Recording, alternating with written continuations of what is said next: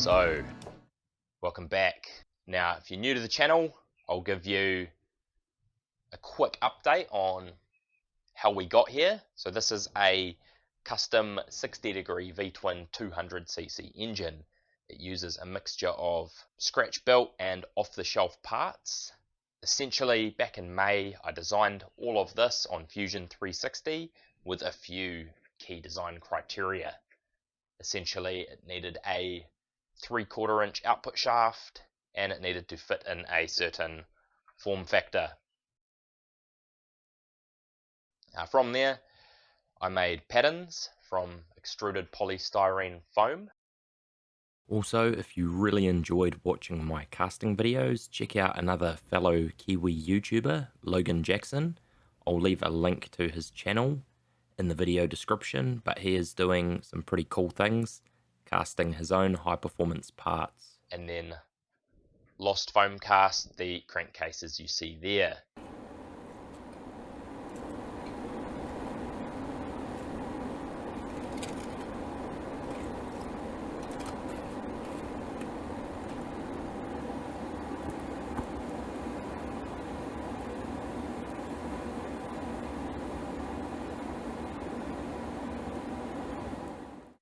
Once that was complete, it was over to my CNC milling machine.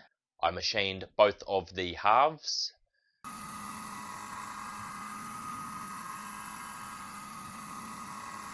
Bored holes for dowels and holes for the main bearings.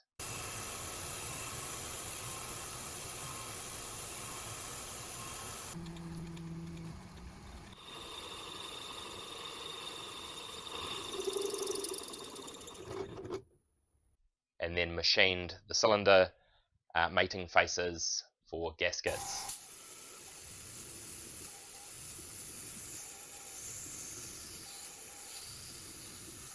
And then over the last month or two, I've finished the con rods, pressed in all of the bushes, and that's what we're going to be talking about today. I'm going to show you machining the rods to accept the bushes and some of the design on my part, design oversights, or maybe it wasn't so bad of a thing, but I'll show you that and then how I overcame those. Before we crack on, I'd like to say a massive thank you to today's video sponsor, JLC CNC.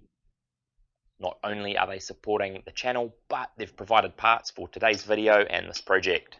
So they have a machine shop fully equipped with 3-axis, 4-axis, and full 5-axis milling. They also have CNC turning and wire cutting. They make outsourcing extremely cost effective and easy with their user-friendly website. You essentially take your design in a supported format, upload it, and then you're given an instant quote where you can pick your surface finish, tolerances, whether you want it bead blasted, anodized, etc. Today's sponsor, they came to the table here and they manufactured these parts for me. All I had to do was upload my part as a step file, and I decided to go with some hard black anodizing. Sorted out what I wanted to do about shipping, and the parts were in my hands within 6 days. Now, it would have taken me more than 6 days to get my ass into gear to get these machined myself, or even cast and machined. So a huge shout out to JLC CNC.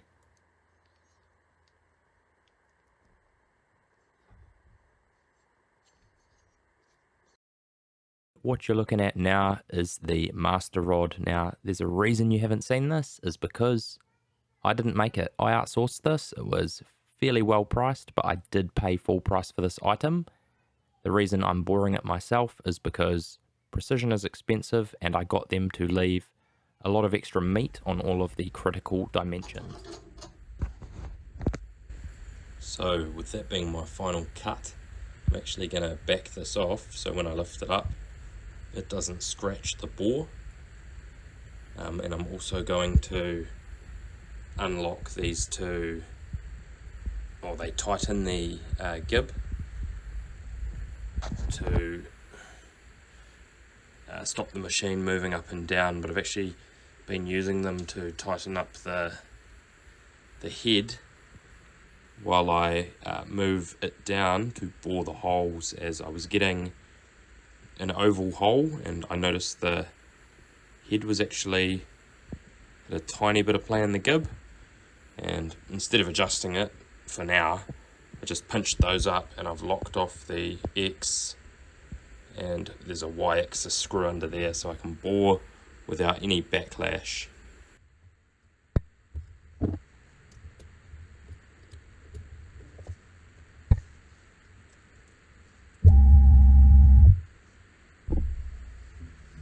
So once I'd finished boring that hole, I changed the setup to a larger, stubbier boring bar, and as you can see, it meant I had to offset the boring head a bit less, seeing as this head is actually on the larger side for my small milling machine, and the more you unbalance the boring head, the slower you got to spin it, especially on a small mill where it will induce a lot of vibration which could lead to chatter. So what I do here is I find the center of the hole, whether that be with an edge finder, dial indicator, coaxial indicator, you name it, pick one, find the center, and then slowly adjust the boring head out in small increments until it just scratches the part, and then ideally you want it to scratch the part equally the whole way around, and then from there you can use that as a good basis for your first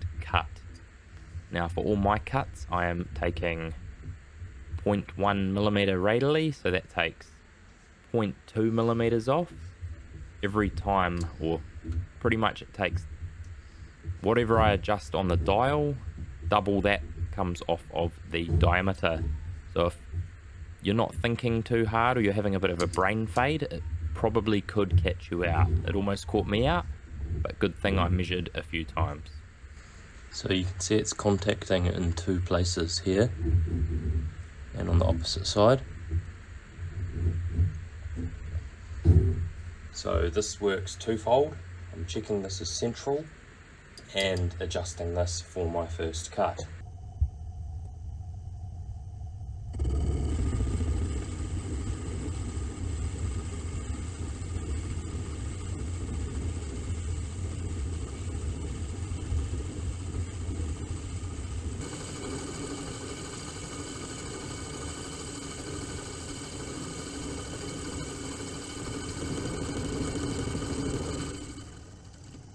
And from there it was time to do an in-process measurement. So I should have lifted the boring bar a bit higher, but no worries, I got a decent enough measurement, and then checked this with the micrometer, as a lot of people have been harping on about my use of digital calipers.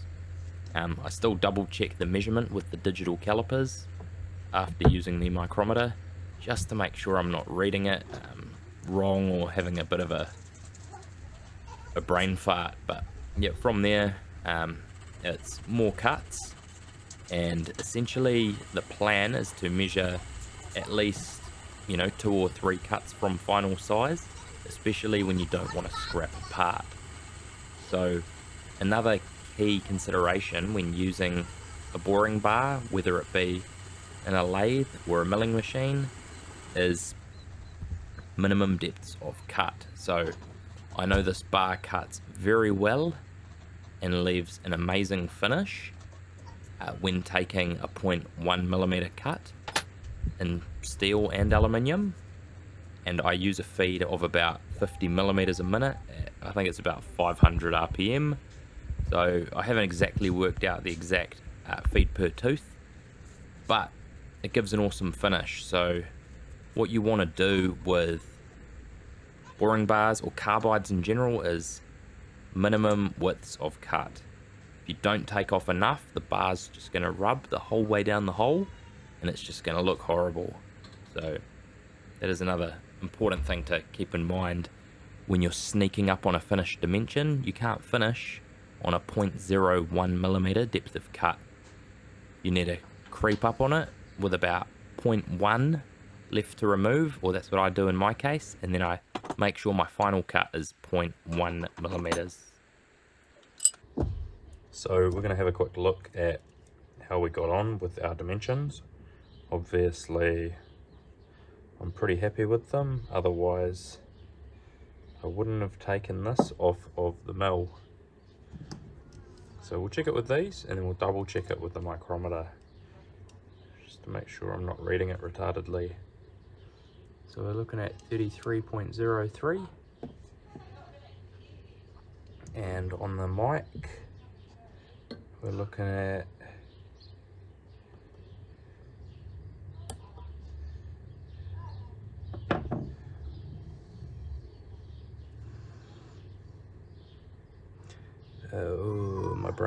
123.03. If that comes into focus for you. On the money. So happy with that. That gives us a 3 thou, or about 0.75 mil clearance when I put in these bearings. This is the link rod. Goes here. So I've already pressed in this bronze bush. Sits in there, like so. There's also going to be a bronze bush here and here. So the next step is to undo the bottom, and then I need to put a small notch in here for the locator on the bearing. I might just do this by hand, seeing as I don't quite think I'm tooled up to make that happen. But as you can see, I'm relatively happy with the finish I achieved in those bores. I hit the exact dimension I needed to. So, you know, everything is pretty much bang on, more or less.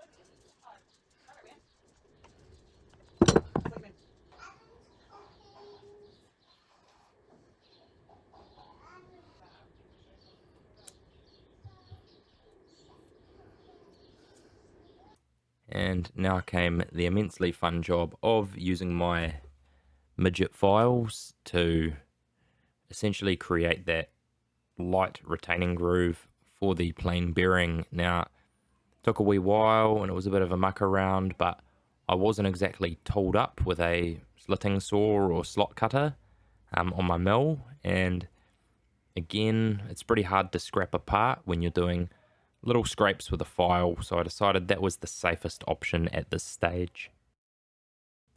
The next thing to do was whip out the trusty torque wrench and tighten these up to 150 inch-pounds in 20 inch-pound increments. I think this is the first time I've ever tightened a 12-point bolt and actually needed a 12-point socket, and it's kind of funny because it's a 1/4 inch bolt and my 1/4 inch drive torque wrench. Yeah, I've got no 12-point 1/4 inch drive 1/4 inch sockets, so I had to use a 3/8 12-point with a little extension and another socket to hold that extension. Aside from all that, we did eventually get there, and the bolts torqued up nice and snug. Now this is the moment of truth. This will tell me the clearance between the conrod and the crankshaft. The crankshaft measures 30.00 millimeters on the big end, and the rod measures exactly 30.07 millimeters. So that's our just shy of 3 thou, or 0.07 millimeters of clearance we need for proper running. Well, that's the theory anyway. We'll see how that goes. Exactly where we want to be, 30.07.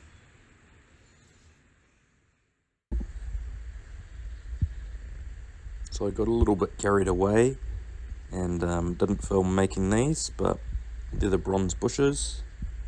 They go in here and here. I just need to deburr the ends. They are just over 1,000 or 0.03 millimeter press fit, and once they're in, they will be reamed to 13 millimeters.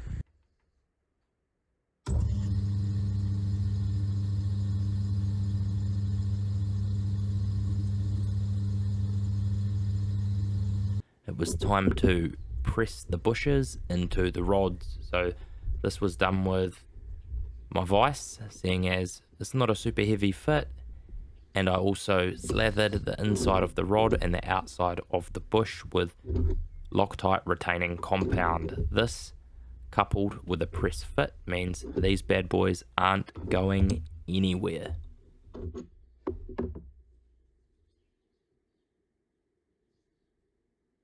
So here we have a 13mm ER32 collet. Pop that in,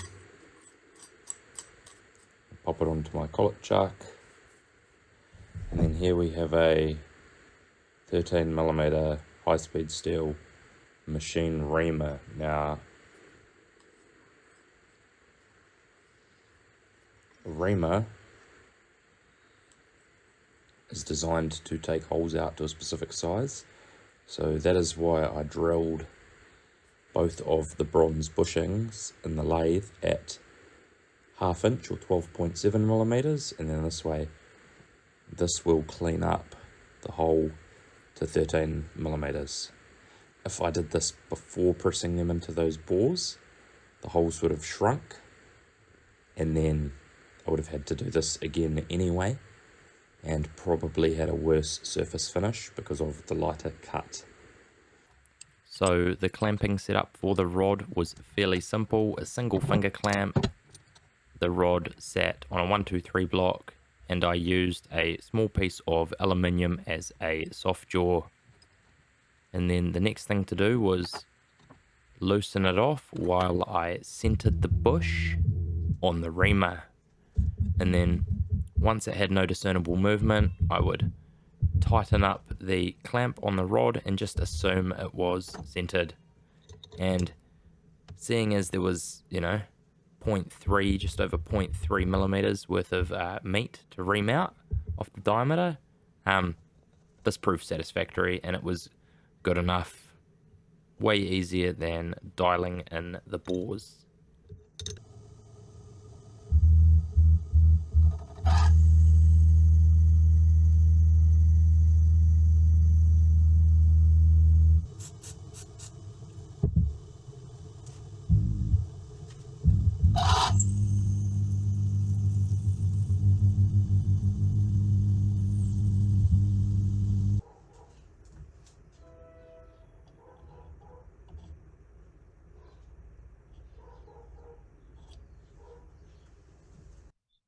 So here is the finished master rod.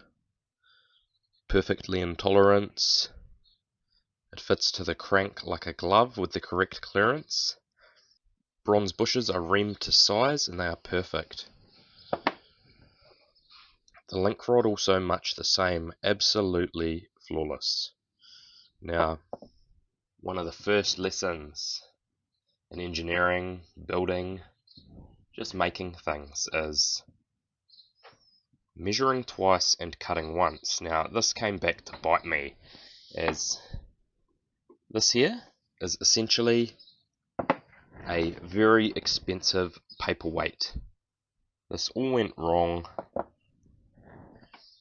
somewhere between making myself one of these, test fitting it, well, not fully assembling with the plastic rod. That's where I went wrong. This should have been used. Well, I should have actually just used it properly and fully assembled the engine before making this and this. I mean, all was not lost. There were a couple of options. Option number 1 was to make a spacer for the base of the cylinder, as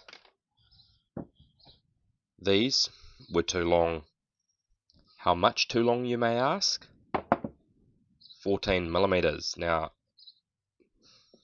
yep, 14 millimeters is the deck height, or the height from the top of the piston to the center of the gudgeon pin. Somehow, when I was doing my CAD model, I thought I took that into consideration, but I didn't. So 14 millimeter spacer was option number 1. Or we have option number 2, as you can see here, a new 3D printed rod. And now I'm just going to cut to the chase. No, I decided not to go with making a whole new set of rods, and it was far easier to just use a 14 millimeter spacer. So now comes the fun part, test fitting everything together. And everything went together more or less perfectly. So that only leaves us with a few things to do, namely shim the crank so it's in the right location, cut the cam chain to length, make sure everything tensions correctly, mount the coils, sort out some intake manifolds and some stubby little exhausts, and then drill a couple of holes here and there just for oil. So I need to drill the conrod on the little ends and one oil gallery in the case, and then we are good to go. So in the end, the 14mm spacers didn't look too bad.